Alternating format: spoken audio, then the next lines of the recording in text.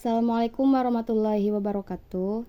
Perkenalkan, nama saya Elsa Nur Saskia. Saya berasal dari Prodi PAI semester 6. Mencoba menjelaskan presentasi konsep-konsep dasar evaluasi pendidikan. Konsep-konsep dasar evaluasi pendidikan.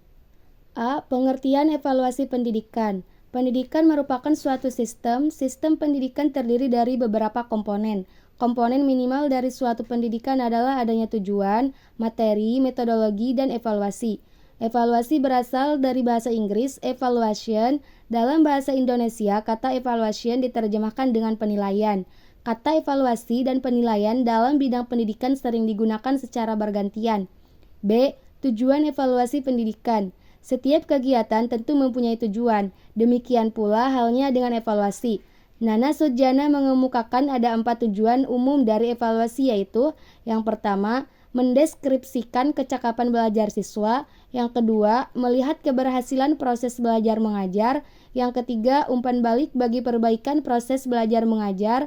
Dan yang terakhir, sebagai laporan pertanggungjawaban kepada pihak yang berkepentingan. Tujuan evaluasi yang lain dikemukakan oleh Arifin. Tujuan evaluasi menurut Arifin juga ada 4, yaitu yang pertama, untuk mengetahui sejauh mana anak didik menguasai materi yang telah diberikan. Yang kedua, untuk mengetahui sejauh mana kemampuan dan kemampuan anak didik dalam materi pelajaran.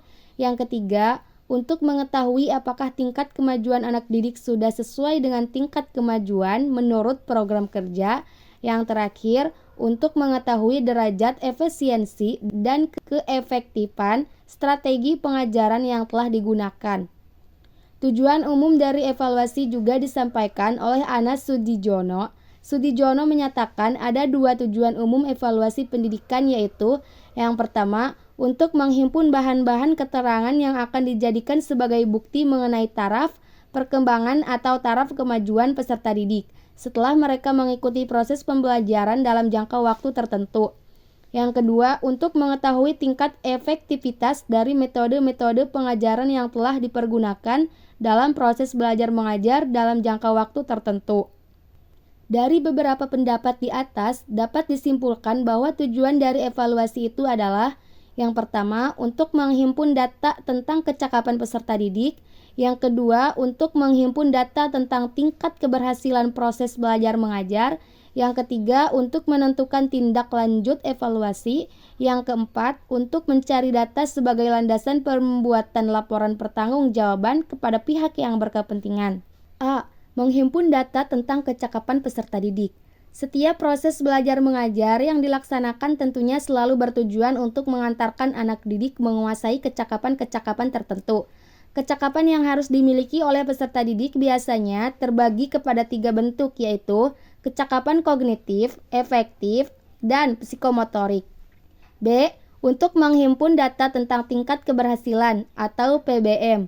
Proses belajar mengajar merupakan serangkaian kegiatan yang dilakukan untuk mengantarkan anak didik mencapai tujuan pembelajaran yang telah ditetapkan. Sebelum proses belajar mengajar dilakukan perencanaan terlebih dahulu. Proses belajar mengajar yang tidak direncanakan terlebih dahulu besar kemungkinan akan mengalami hambatan-hambatan dalam pelaksanaannya. C. Untuk menentukan tindak lanjut evaluasi. Setiap evaluasi biasanya memberikan data apakah tujuan dari suatu proses sudah tercapai apa belum. Apabila pelaksanaan proses belajar mengajar sudah berhasil, biasanya tentu tidak menimbulkan masalah.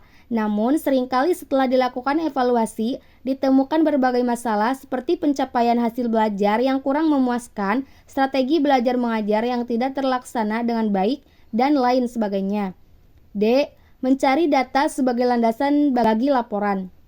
Pertanggungjawaban lembaga pendidikan adalah lembaga yang mengemban amanat yang diberikan kepadanya. Pemberi amanat itu bisa saja pemerintah, orang tua dari anak didik, maupun anak didik itu sendiri.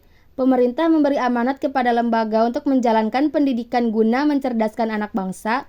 Orang tua menyerahkan amanat untuk mendidik anak-anak mereka menjadi lebih baik. Anak didik menyerahkan diri mereka untuk dididik di sekolah yang mereka masuki. C. Subjek dan sasaran evaluasi. Yang pertama, subjek evaluasi. Kegiatan evaluasi mempunyai subjek dan sasaran. Subjek evaluasi adalah orang yang melakukan pekerjaan evaluasi. Orang yang menjadi subjek evaluasi atau penilaian ini disebut dengan evaluator atau penilai. Sekian presentasi dari saya. Assalamualaikum warahmatullahi wabarakatuh.